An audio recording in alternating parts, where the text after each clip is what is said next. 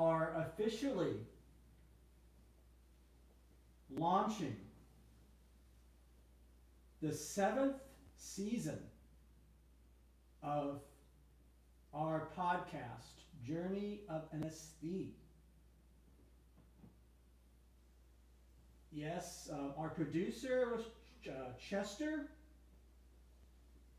and his trusty companion, Laurie Strickland, and Chester's new girlfriend are in the chat, presiding over events as they unfold. Any event, on a more serious note, this is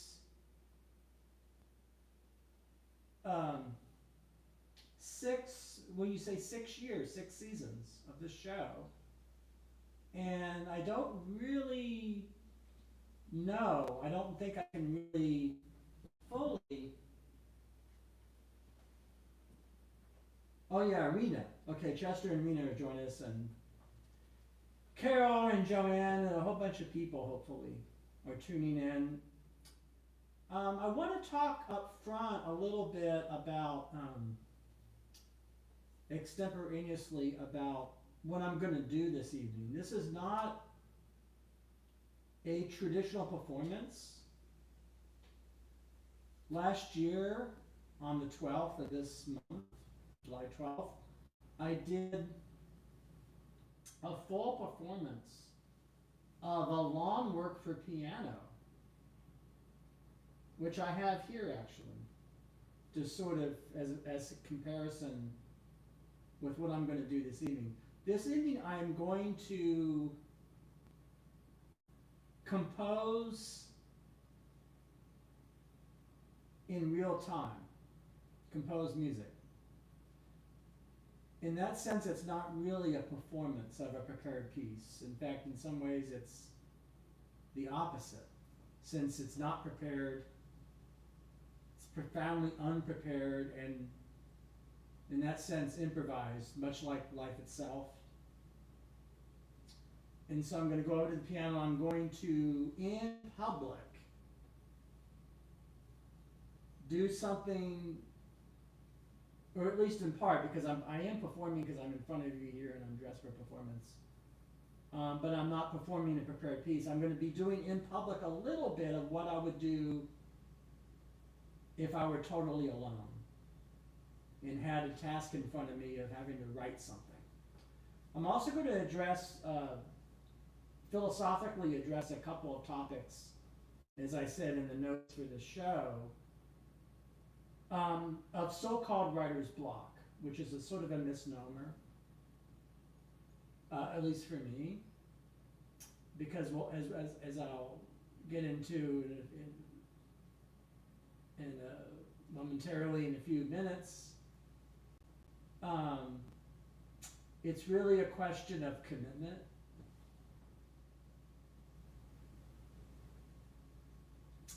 All of us, hopefully, have things inside of us,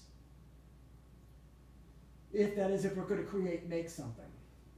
And you know, one of our themes, big themes of our podcast is the making of things that are, we can call representational. Music is in a way no less representational, although it's not real as, it doesn't have the same actually, as one of my many teachers, although this was back in the middle 1980s, late 1980s, Kenny Werner, a great pianist. I'll be talking about him a little bit because I'm going to doing some of his 5-finger exercise to meditate before I start. It doesn't really have consequence because of its abstraction. I'm also mindful of the fact that I'm doing music, and certainly music tonight, that is in the statistical minority of music. First of all, it's instrumental, instrumental music is not that beloved. It's not very much listened to by most of the world's population. That is a reality that I will not ignore, can't ignore, mentioning it in this very stream. Because it has many repercussions in terms of course, monetarily and otherwise. Instrumental music might be background in movies and TV and popular entertainment, cues and things like that, and zingers. There was a time in, at least speaking, because I know this best, the United States context, when there was a healthy audience for instrumental, non-sung music in the 1930s, 1940s, 1950s, still some in the 60s. In the 1970s, which I kind of know best because I grew up in that decade, there was a big audience for instrumental jazz rock or fusion. Bands like Weather Report, Chick Corea and Return to Forever, electronic type music. That music was not sung. But it seems to me increasingly in the 2000s and the 2020s that the majority of what people think of when they think of music is music with a very blunt message.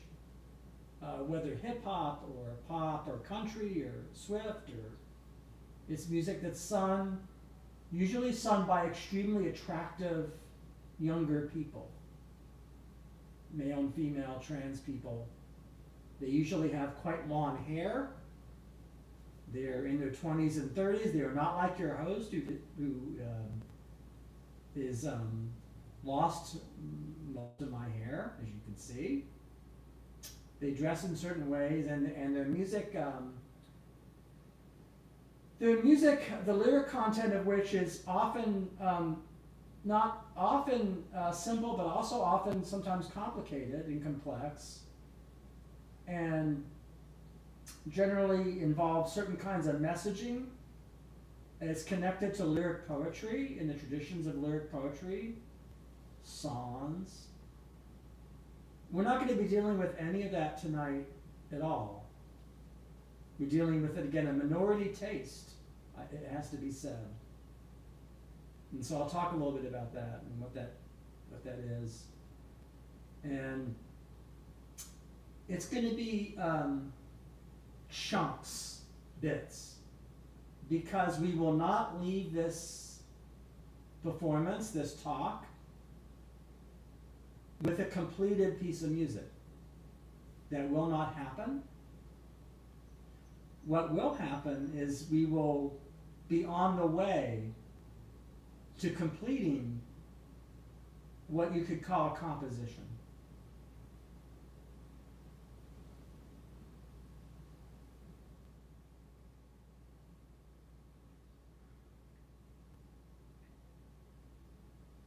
We're also another marked difference is the lack of guitars, electric or otherwise. Ukuleles, lutes, picked string instruments which predominate or dominant, electric bass, dominate in popular music, is along with the singing. In fact, instead, you're going to see here a Steinway grand piano in this walnut, this wood, that comes to us from the years 1978, the previous century, 79, 80, 81. Those 4 years. So that's the origin of this piano. And so the piece I'm going to write, or begin to write, is also not entirely for piano. It's going to be for a larger ensemble. It's actually going to be for someone I know. I have spoken with him, and I suggested this idea to him. He is a saxophonist. So we're going to have to deal with a little bit in what I compose um, the timbre and sound of horn and larger ensembles, and we'll think about that. So I'm going to go over here, finally, and shut up a little bit, perhaps, and gonna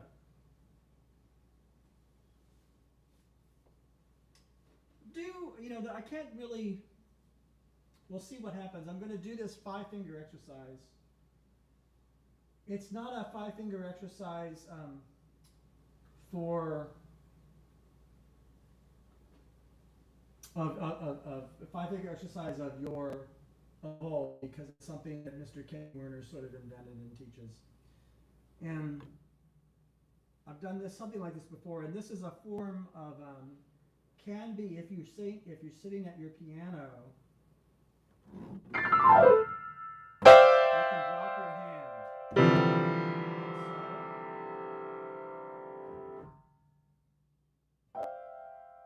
And this is the part of the show, if this is a show, I'm not sure, some kind of a show, where you could maybe get a drink of coffee, go to the bathroom, or you can join me, or you can maybe even skip ahead, because we're gonna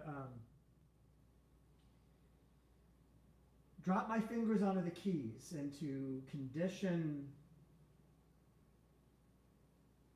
my mindset into a different space.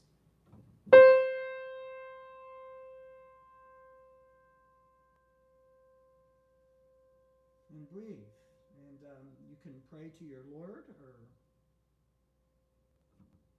do this if that's your conviction or your experience. The white keys on the piano, very major, very, as I sometimes say, Sears and Roebuck, kind of a dated reference, much like Is It Live or Is It Memorex? Might be a dated reference of another era.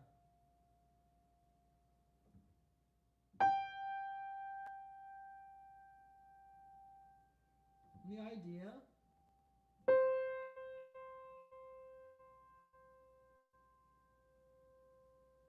is to dropping your fingers.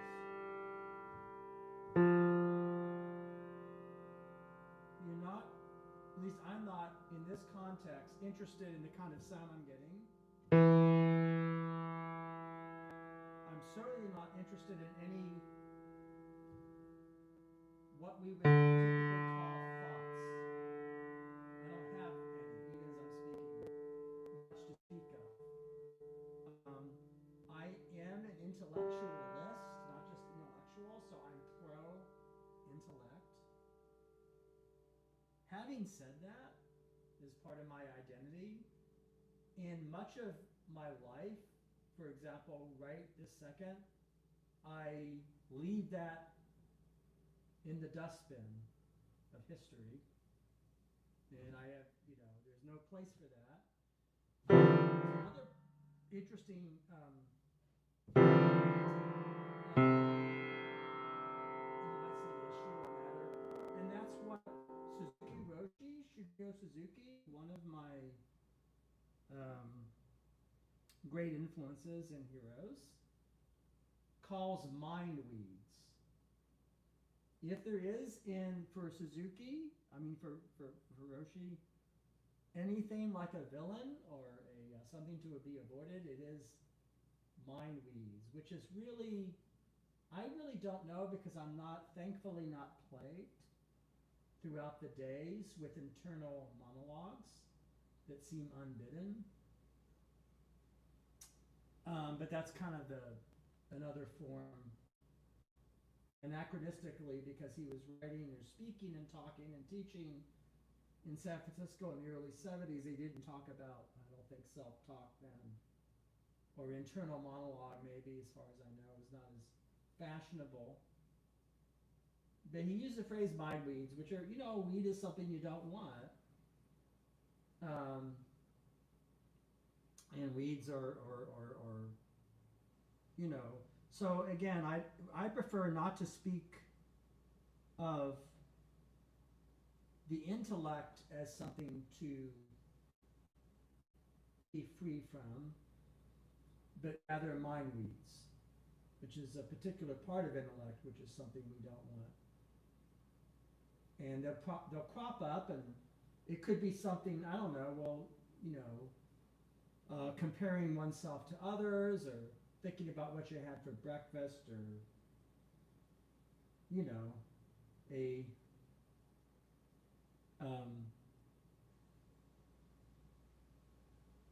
I guess the word is judgment. Judgments are can be very toxic.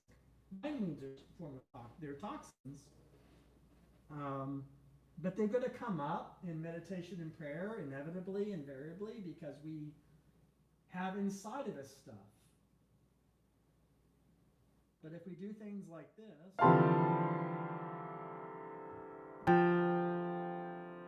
very boring, I know. I did say this is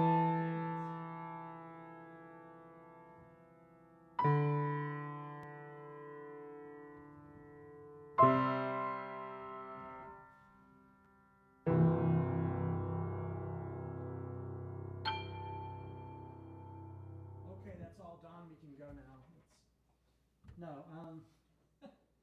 So that's sort of a 5-finger exercise. Now, Kenny Werner, the musician and healer, actually, teacher, instructor, I haven't talked to him in many decades, but he showed that to me in 1987, and he showed it to me, well, actually, I first met him in Interlochen Arts Academy. So I would have been in high school. And that would have been 1985.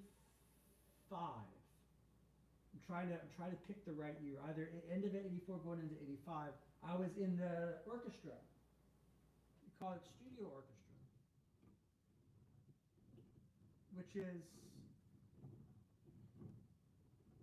another phrase for that is, like my book over here, a big band with lots of horns, lots of saxophones. And I was in that band, and Tom Knifick unleashed a bunch of musicians on us one morning. They just came out of a van or a truck, and they were people like Joe Lovano and Billy Drews and Kenny Werner, and they were people he had known, I guess, in the Middle West. Maybe some of them had been from there, even though they all now live in New York. And they just came and they unleashed them on us. And Kenny Werner scooted me aside and sat down and started doing things at the piano. And later I had first lesson with him. The second time would have been on Hemingway Street in Boston, Massachusetts in the later 80s, probably. I want to say 87, a couple years later, in a little apartment with the aroma of one of the musicians in his trio smoking weed or pot, as we would have said then, in the next room. And he was taking a break, and not Kenny Werner, but his, I don't know who that would have been, which musician. It could have been Ratso Harris, but I'm not 100% sure. As decades go on and time moves by, musicians come and go, and there's different changes of ensemble, and he showed this to me. Now, I'm not doing it really justice because I have my own spin on it, and in my spin, I say if you do this 5-figure exercise, you could pray to your God if you feel that you're called to do that, or simply you can do zazen, even though we're not physically doing zazen when you're on the floor, as Suzuki Roshi would do. And these are all little things that are part of the universe, the universal mind, and things like that. So what do we have here? So if we had, this is kind of what we had last year at this time. Look at that. You can see here, look at that. A lot of notes. If you know the movie Amadeus, Timothy Hulse, Tom Hulse, about Mozart, the biopic about Mozart from Milos Forman from the early 80s. Too many notes, right? That's what Salieri's complaint was. And it says for July 12th, you know what I have for today? For July 12th? Very little. Just some chicken scratch. 2025, there's nothing, almost nothing there. Why? Because we're starting from close to nothing, similar to that 5. As we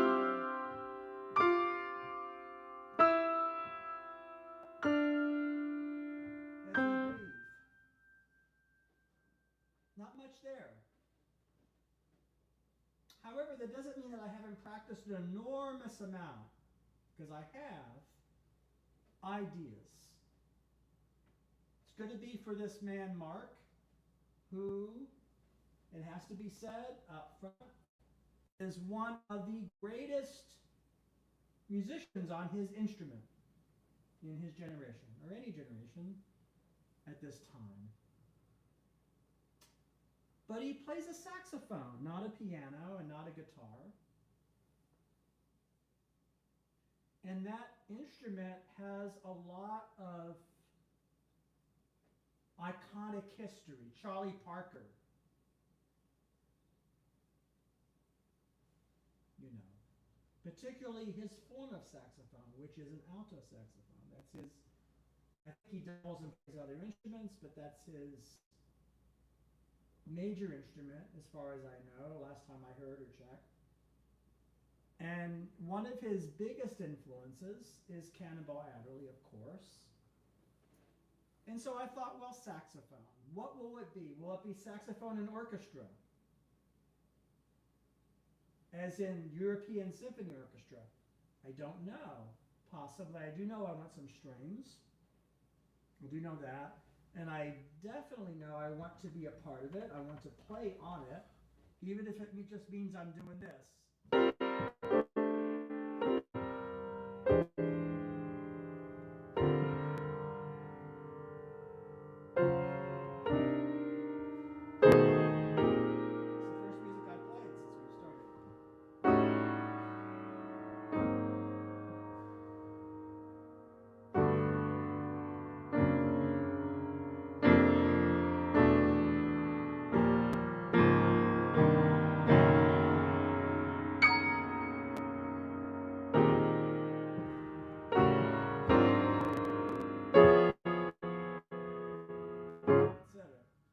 Even if I'm just doing that, be a part of it.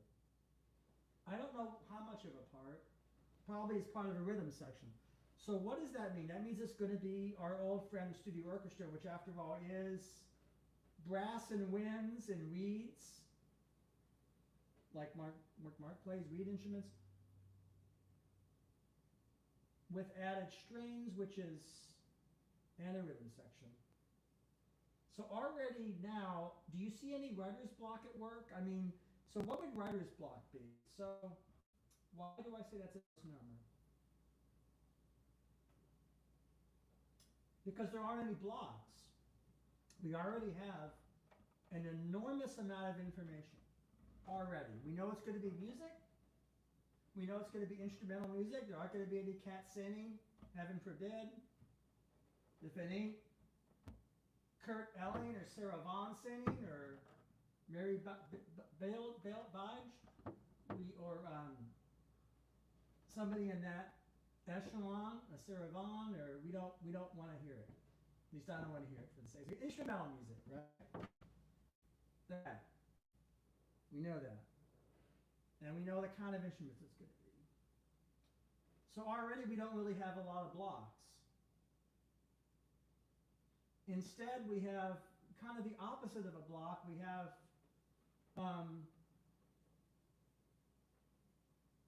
you might say a lot of rich choices and decisions that we've got to make. We've got to make some decisions. You know, got to decide the kind of music. Now that in itself is kind of, given who I am, there's just certain things I ain't gonna do. I'm just not gonna do them. I mean, I know how to play them because I've had experience with them. I know I'm not gonna sing. I'm not gonna force anybody who's an instrumentalist and not a vocalist to sing. And we know it's going to be rooted in bird in some degree, and cannonball. Doesn't mean there won't be other cats. Doesn't mean other things won't creep in there and nestle a home in there in Scots, but it's going to be those two cats. So, So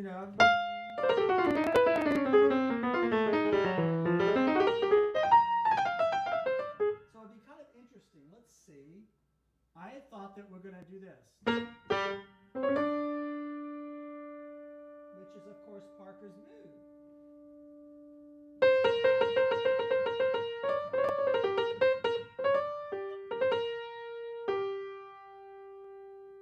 I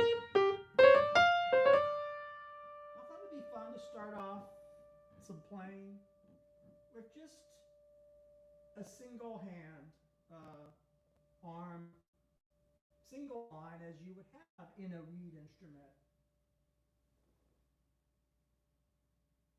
Because that's how it's going to start. Already there's a choice I have to make. So do I want to start this piece with the cat alone? Or do I want to start with ensemble? Or both together? I don't know. We could do this. There's a couple of possibilities. We can go, right?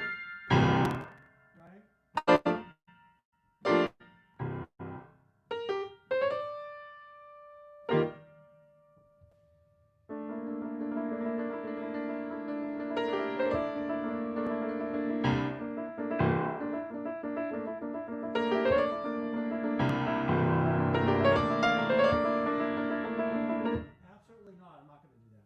But that just gets the, that's just, we're just getting things kind of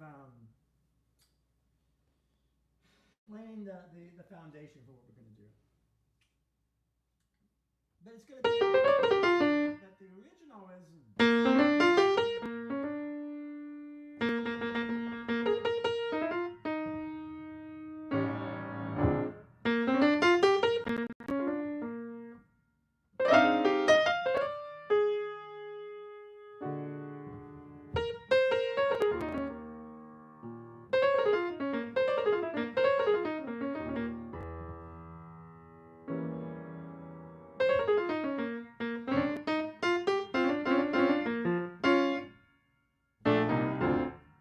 That's, of course, the opening of Parker's mood. So we're starting to answer questions. Ensemble, instruments. We're going to get to length of time because all works of art that are performed have duration. A movie has duration. A movie could be. How's it sound over there, Dragon? I've got Dragon helping us out here. Does it sound good? Yeah. All movies, movies have duration. If you have a picture, we used to call them pictures, or films, or movies, or I think now they might actually say content. Unfortunately, I got some content for you.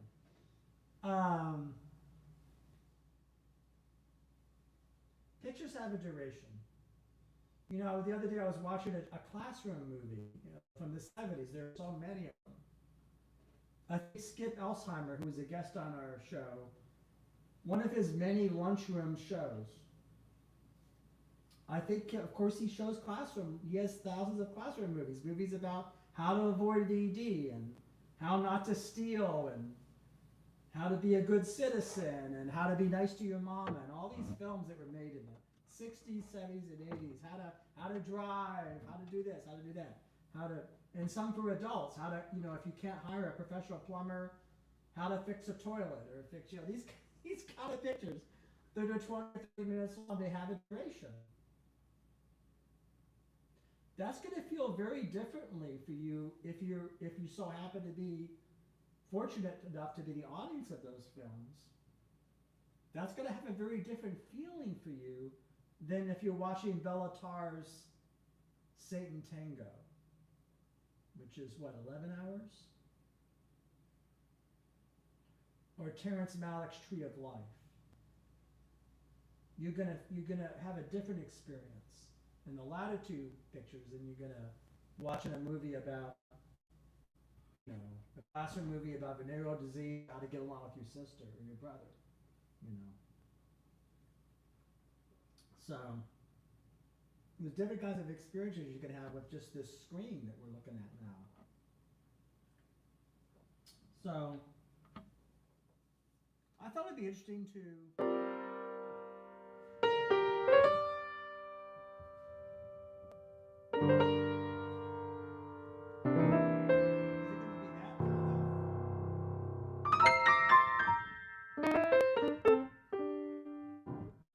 if you remember the original by Charlie Parker, it's this.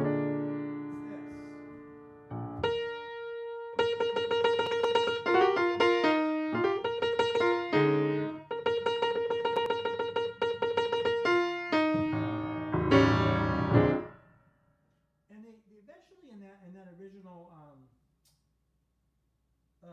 recording work, they settle into them.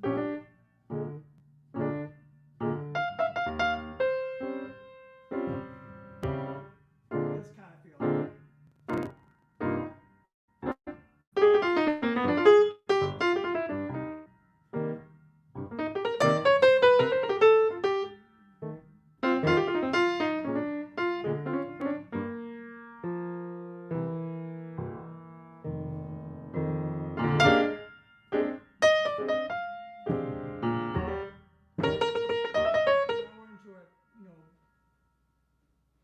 Blues form. But that tempo, I'm not going to do that. I don't want to do that. But what I do want to do with this piece is I want to base it partly on the blues. It's going to be drenched in the blues, this piece. Because of why? Well, because it's 2025. And I wanted to say you'd be lying to yourself and others if you said you didn't have the blues now. There's no way you could be alive in July 2025 with everything going on that you could say, oh, there's no blues. It ain't gonna happen. It would be kind of a form of denial. Of course, there's different kinds of blues. Now, in my music, I like to have a lot of what I call dramatic contrast. So that means it's going to be blues, you're going to have something like the opposite of the blues, if that's just like if you're going to have fast music, you got to have slow music for balance. I know that. So see how already we're so far away from a block. I mean, you know, the phrase writer's block is borrowed from poetry and prose, not the realm of music. Writing. Word writing. But I thought it'd be interesting in writing. You could have writer's block. I mean, I want to suggest to you that if we, you know, suffer from writer's block, we are actually suffering. It's not a block, it's what I would call indecision. You haven't decided what you love the most is really, that's why I would put it. If you write for any piece of music and I'm a block is because I want to have everything, which is the human dilemma problem is humans kind of sometimes want to have everything, which is just not doable or possible. So you got to make decisions. Just like you've got to decide how long your piece of music is going to be. You got to decide that it'll be a half hour, 90 minutes, or 5 minutes, you know, or a 3-minute single, you know, pop single, that kind of thing, or what key it's going to be in, you know, all these things. And when we're making a little bit of headway here, but you know.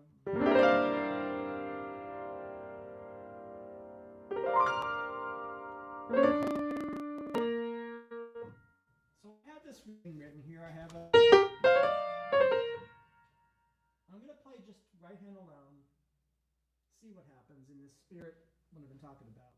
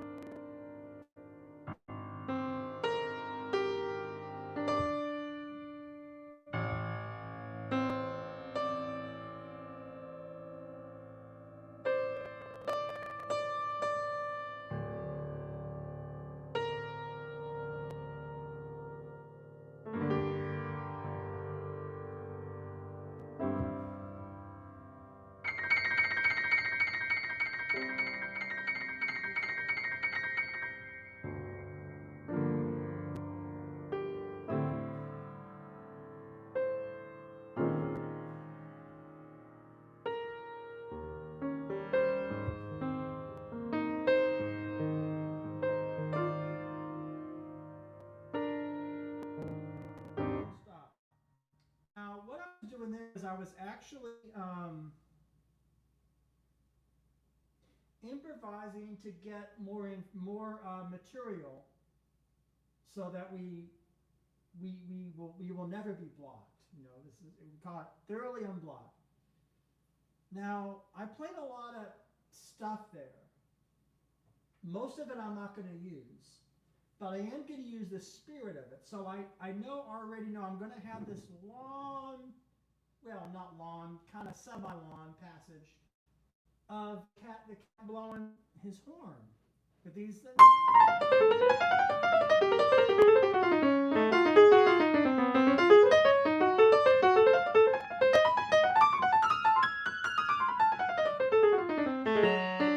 That kind of thing. And I'm going to have a burst. Here's the tricky thing. This could be G minor. Or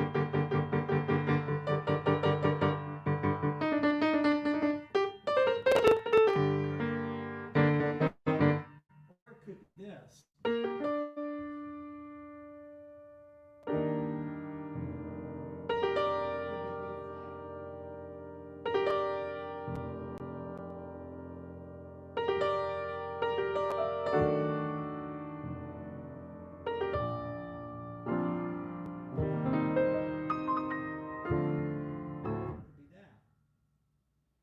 Or it could be both. It could be ambiguous.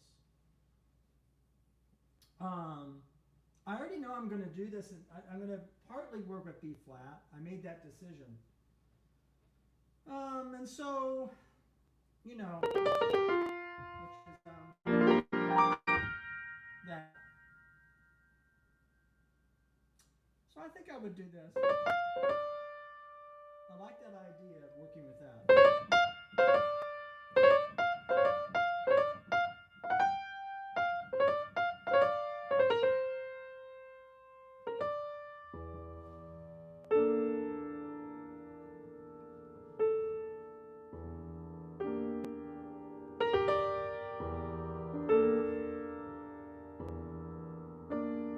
That'll be sustained. So I'll up with that.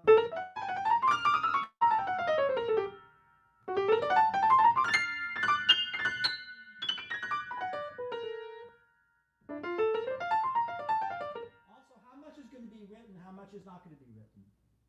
Some of it will be written. This will be written.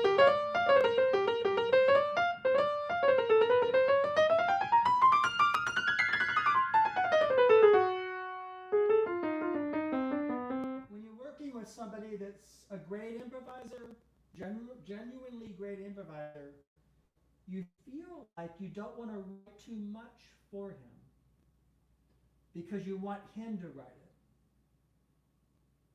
So let me show you something here. This is a sketch I wrote for look at how empty this paper is. It has nothing on it. Look at that. It's just a few scraps. This is something I did spontaneously for Sherby, who is Alex Carter's child. And when I did that episode, Sherby entered the screen, came on screen, and I thought, well, so it'd be interesting to revisit this and see, well, what did I do here? Well, I'll show you what I did. I thought, just this little, like a kind of a little figure. So I had,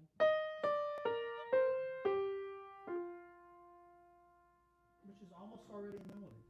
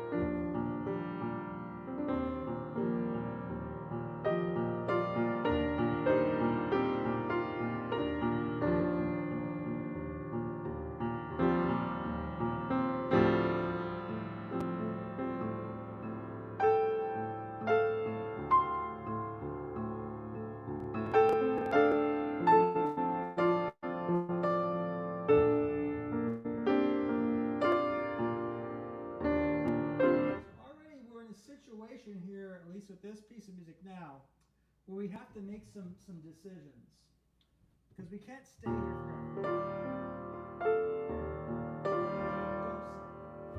So.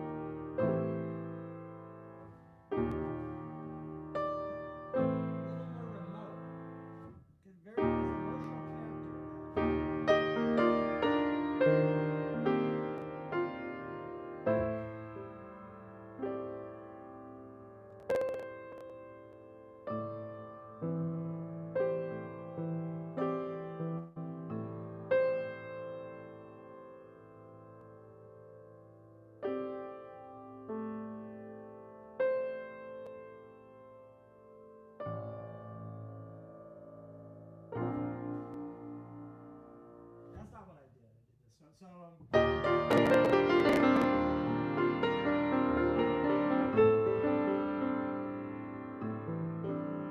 So since we've been kind of at sea a little bit, in the ocean, I wanted to really do something very, I want to say obvious. I wanted to bring in, this is where love comes in, because it's things you love. And I thought, well, you know, I gotta go to what I love, and I decided to bring in something very, well, you'll see.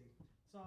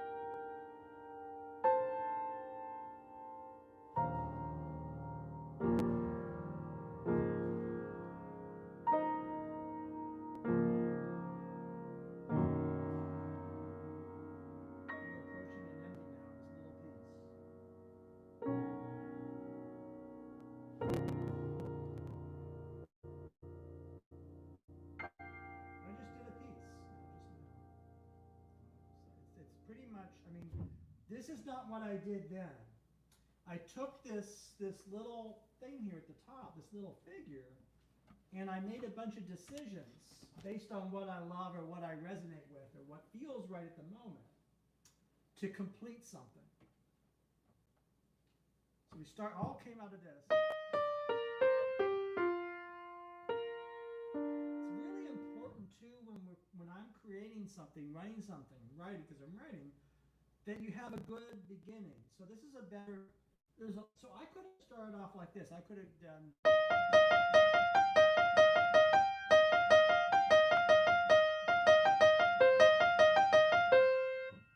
I mean, it's okay, but imagine how different this piece would be if that's what I started with. I mean, you could, I happen to like what I have here better as a beginning. I think this.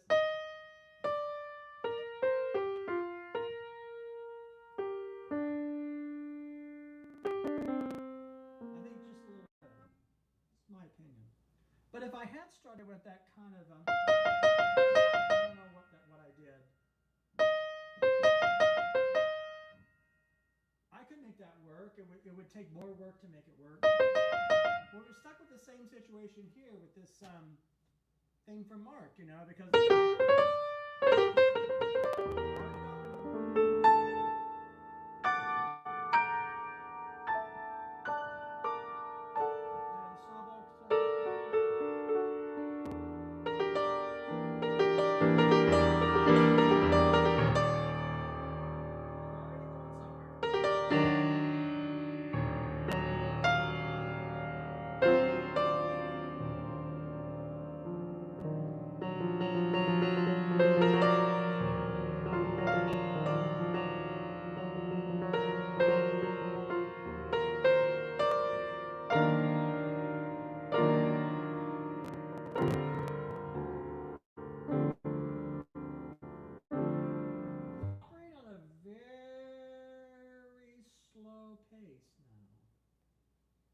Even though there's a lot of activity in this figure, it's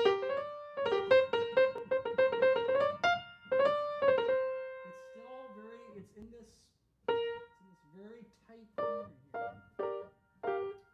So there's a couple of things I have to decide. Do I want to have it be, orchestra, boom, and then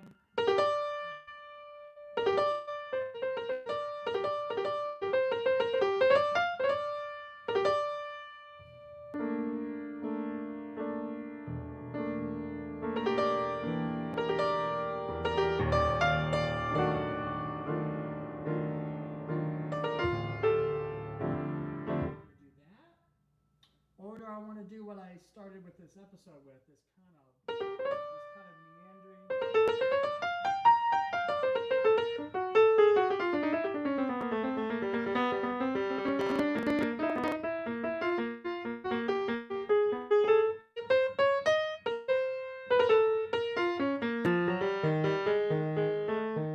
I know I'm going outside the register, so don't sue me.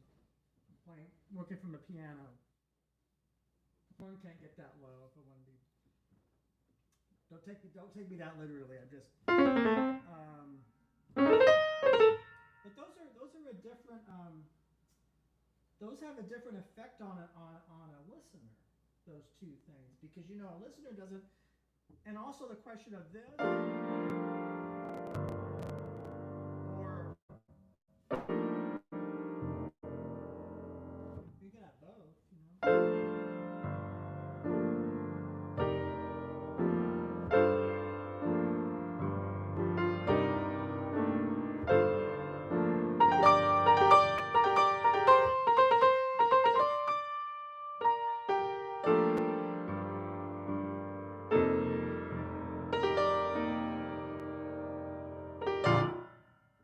Very,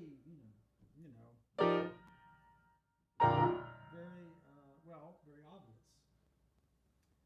Don't want to do that. Don't like to do that. But there's something in that. Even though I want to do that, there's something from what I just did that we could develop. So there's what I call there's potential there. And also the question we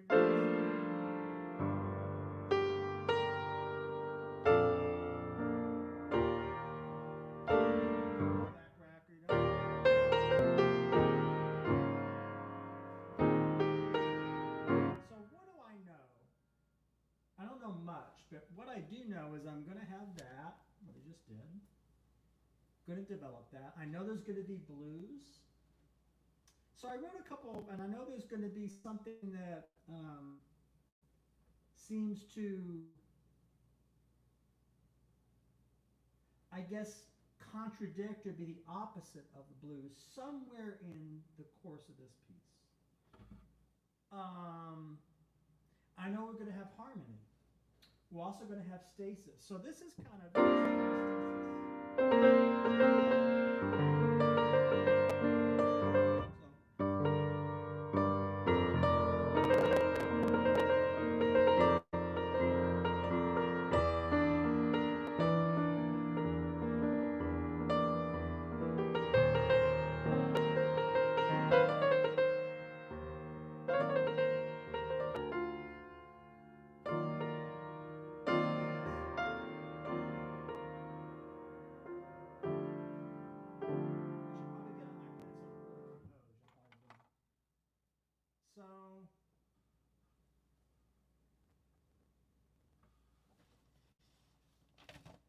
actually going to write something here. This.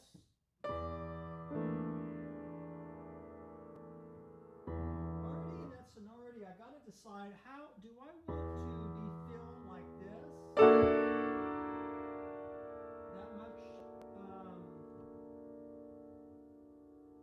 That much off the bat? Or do I want to be? Do we how many pitches do we? How many notes do we know?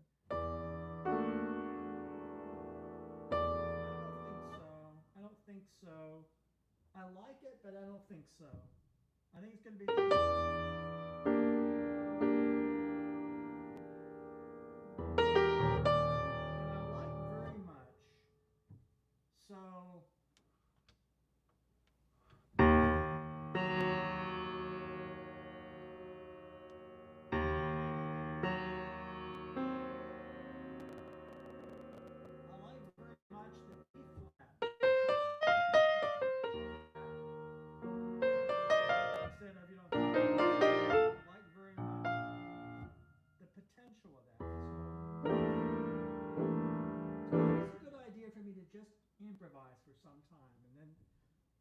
because when I improvise, I'm actually editing, or I'm actually becoming aware of what I need to edit out as much as what I need to include.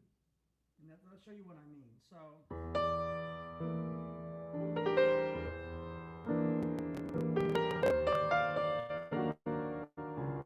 I'm sorry, babe.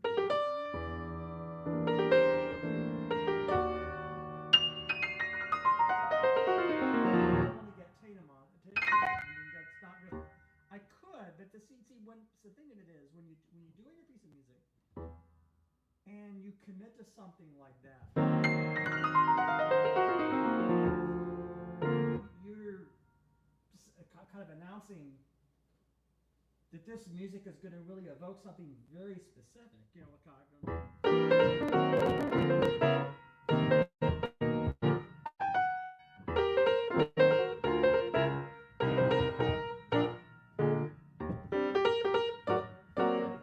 that specific. It's almost like moon glow.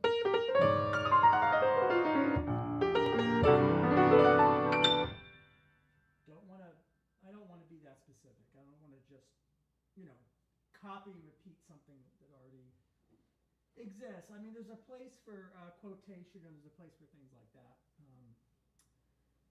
Even though we're dealing with this B flat, now what's interesting to me is that, I have this.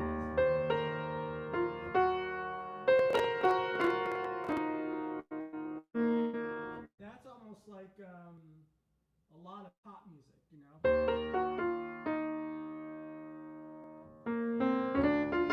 What is that, naturally? Gilbert Sullivan almost, right? I don't know, something like that. Right? That, no. Although, you can hit at that, but...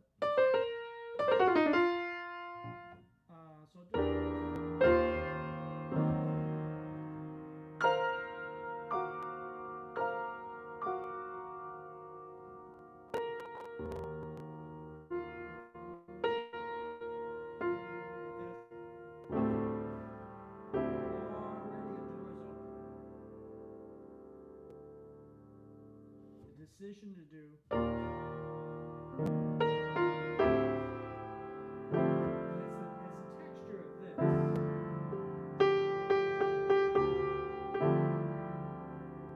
Now I have here this.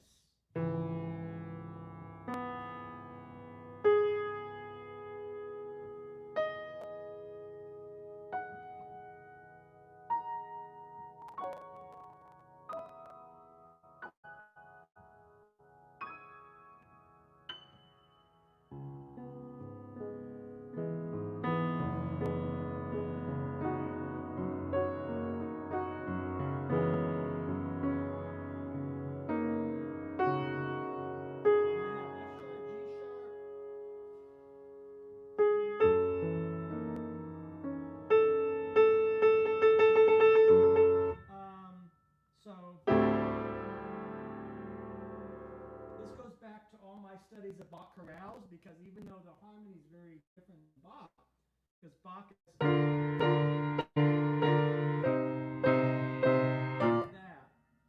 and we're dealing with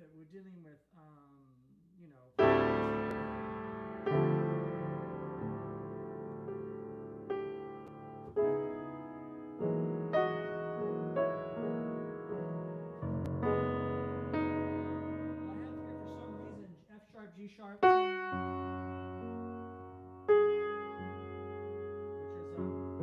a good old F-sharp dominant.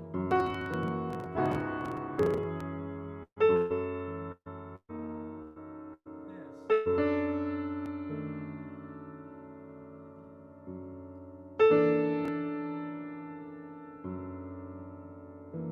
going to go to B.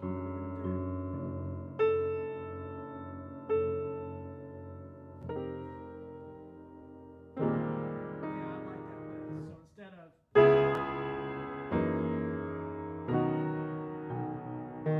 more expected.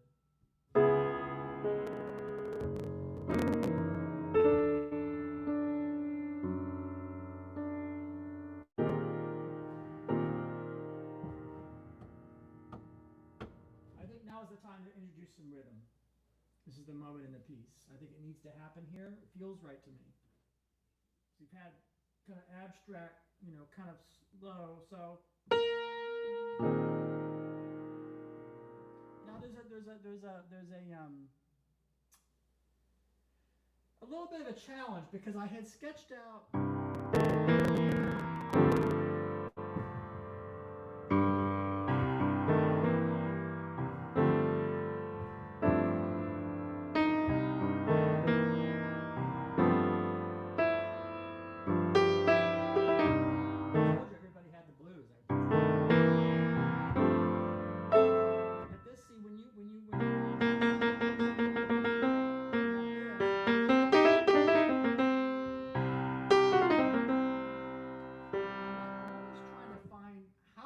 Create the greatest amount of contrast in a short period of time.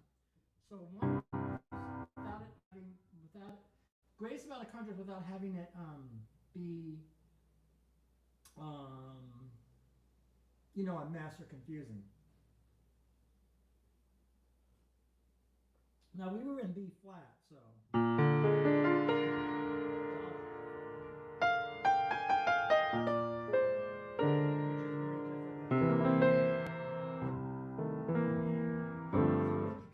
Snaky delta like Randy Newman, like a.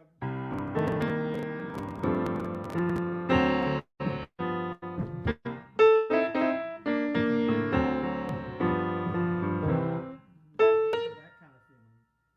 No, but something like that.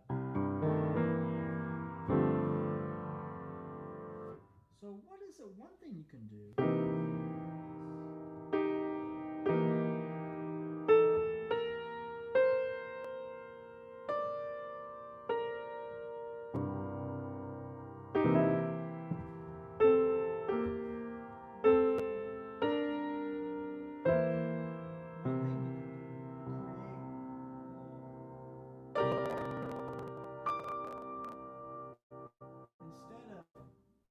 So what typically someone would do, you've got.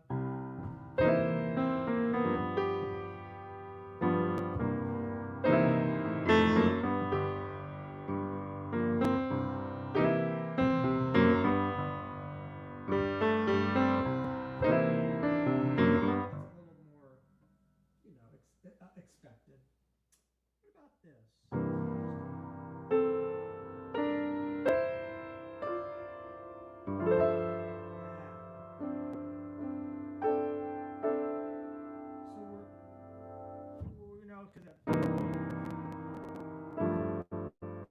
Which is all comes out of Gershon, right? The prelude.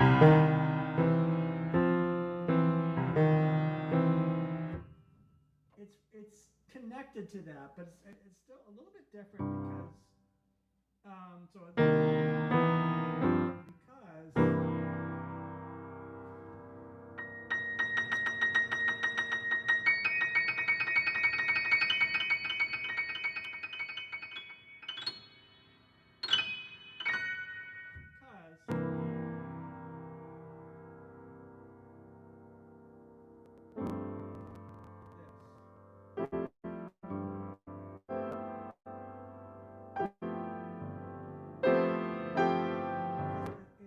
it's so rich with notes, added pitches.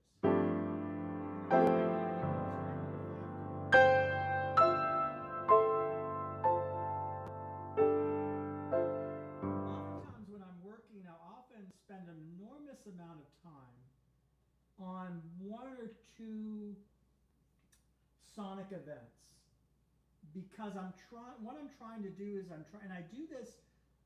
Look, this is only my way. There's probably 100 other ways to write music or write anything. This is all I do. So I beg your pardon. This is the way I do it. I might spend an enormous amount of time because it's almost like I'm waiting for something to occur to me. And I don't do it mathematically. I don't do it on paper. I don't do it. I mean, when I do paper like this, it's usually later on in the process. I've got tons of. And so I did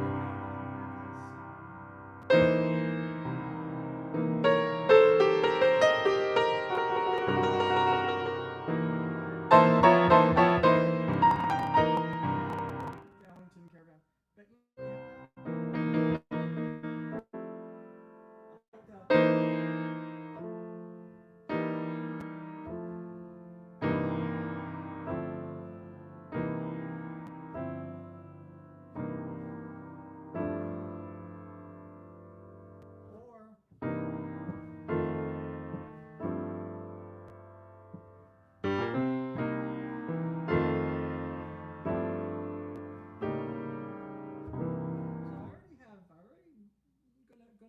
gonna. But in B flat, or so we thought. What do we do about that? Well, we can alternate. We can. I mean, if you wanted to make your life really hard for yourself, you could rewrite everything I just did, and instead of we would have, I don't know. Look, if I wanted, I could have.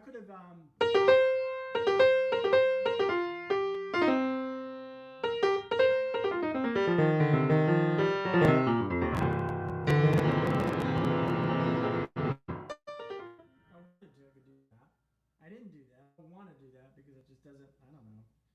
But oftentimes, like I said, I'll sit alone.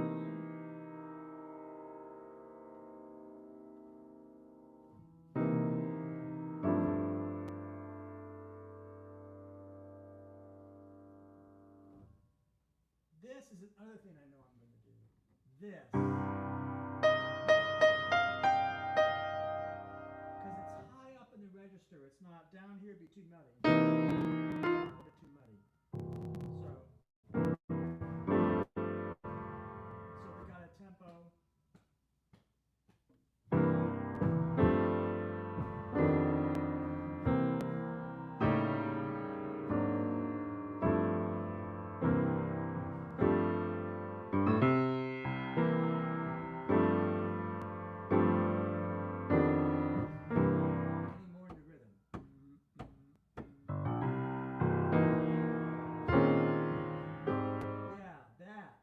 So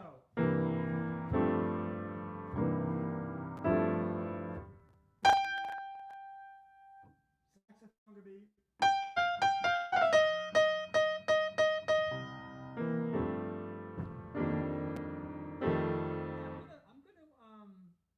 I'm going to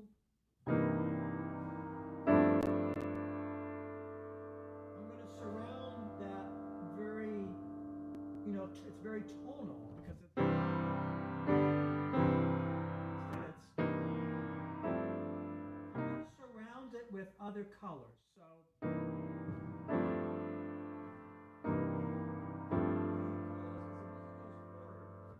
I'm going to introduce again things to start. So listen to this. Yeah.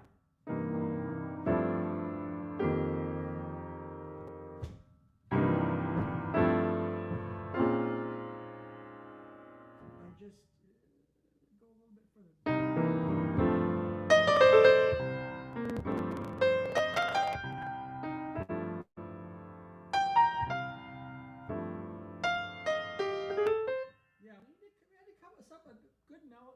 Something very melodic.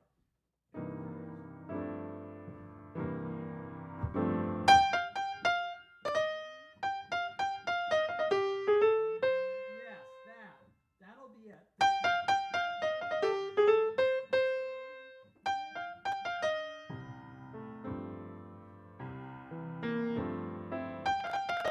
So I know we're going to commit to this. We're committing to something now. The music's developing, the piece is developing, committing to get that. And I know we're gonna. There's a lot of things we can do. There's a lot of choices. You can go.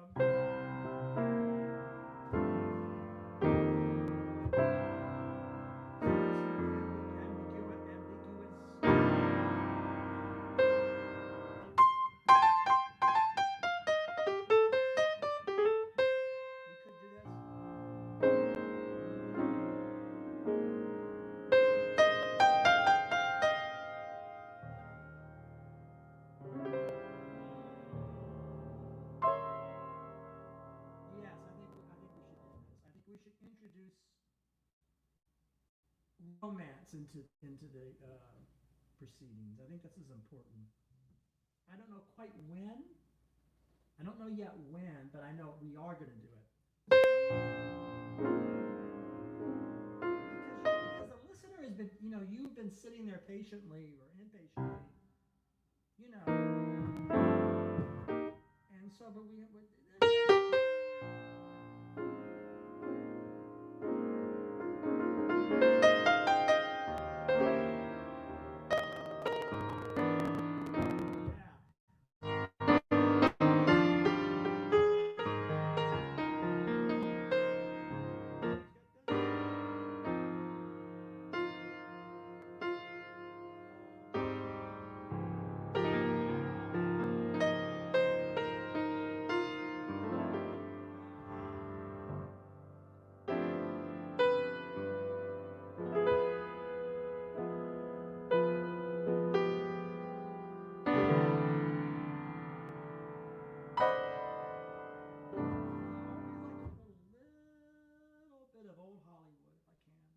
everything, almost everything I write.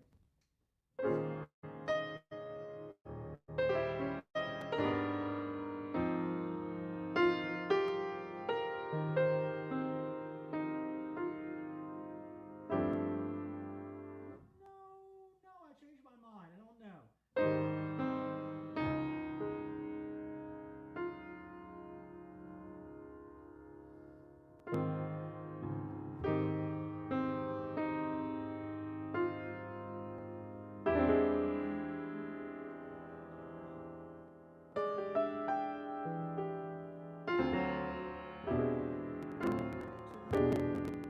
See, if you do that, you have to.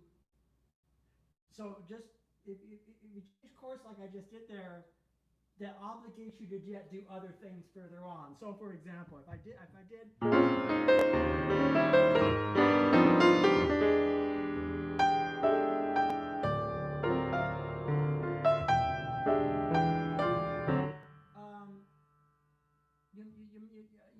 trying to do it.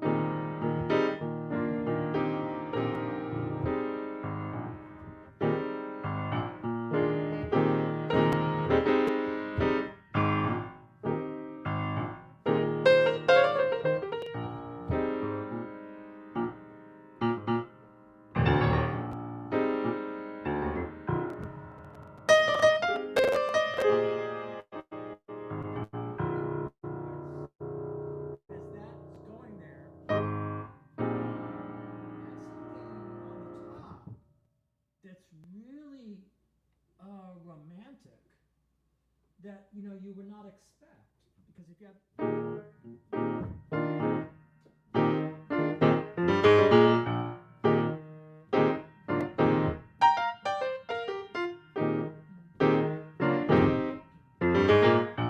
that, what if you this is an idea and strains.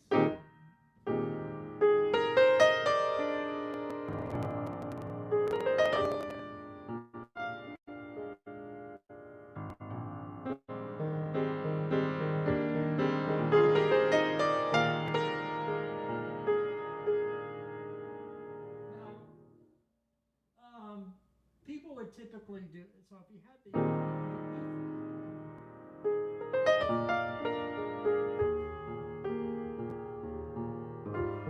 not going to do that because why? Well, because it's something.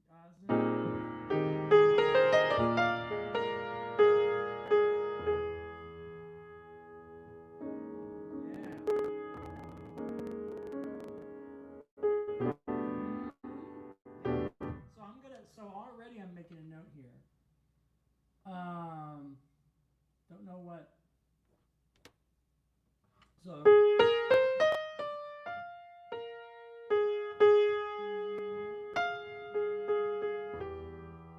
minor. George Russell taught me that. George Russell, composer George Russell, is also a great pianist. George Russell, peer of mine back in the day. He talked about sharp and flat direction. So if you have a sharp, if you have a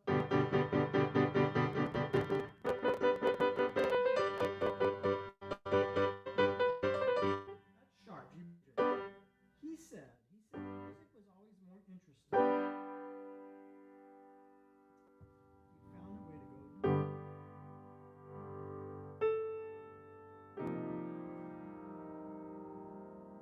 Go and move. We call that moving in flat and sharp direction. So.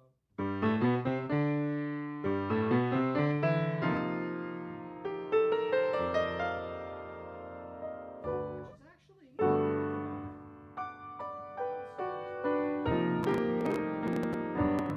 you know, or A major.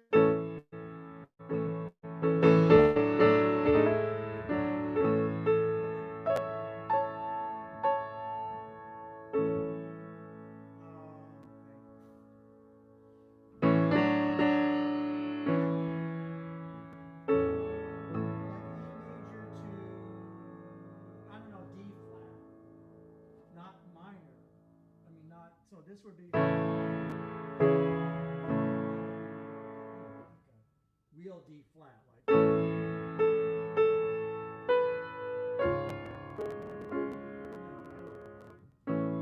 thing. So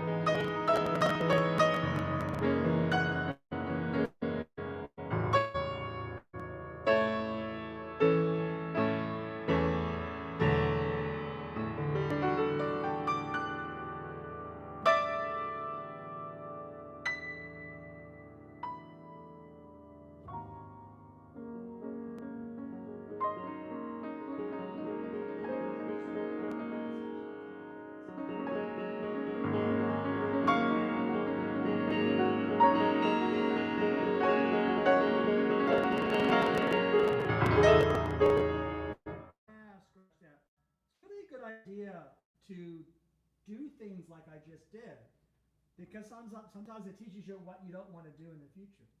You know, like just now, like, I've got to scratch that. Didn't work out. And this is all this entire stream. What is it now? It's like 90 minutes, right? I think close to 90 minutes. All of this is mostly improvised. I mean, I did plan some things. I did say I got this crazy idea. I'm going to go.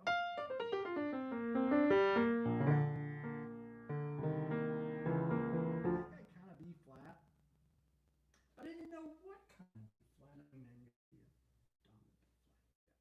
I knew dominant B flat, and I knew, but as I play, I said,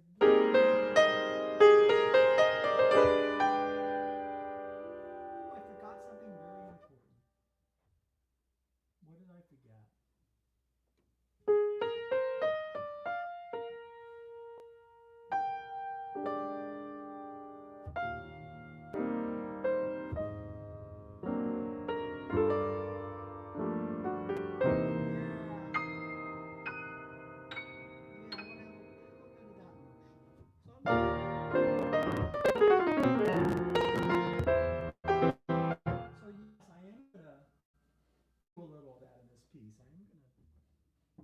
Get a little bit corny.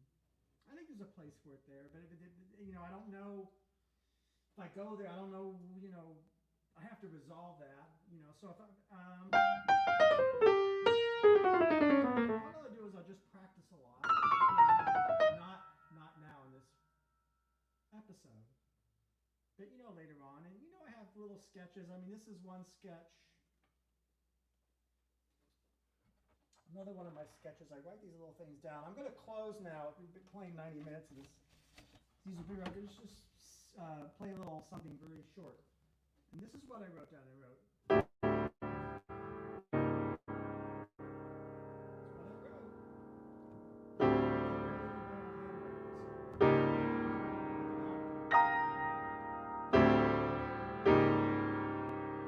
don't know. That's what's written there. I'm not hearing anything coming out of that. I mean, it's this.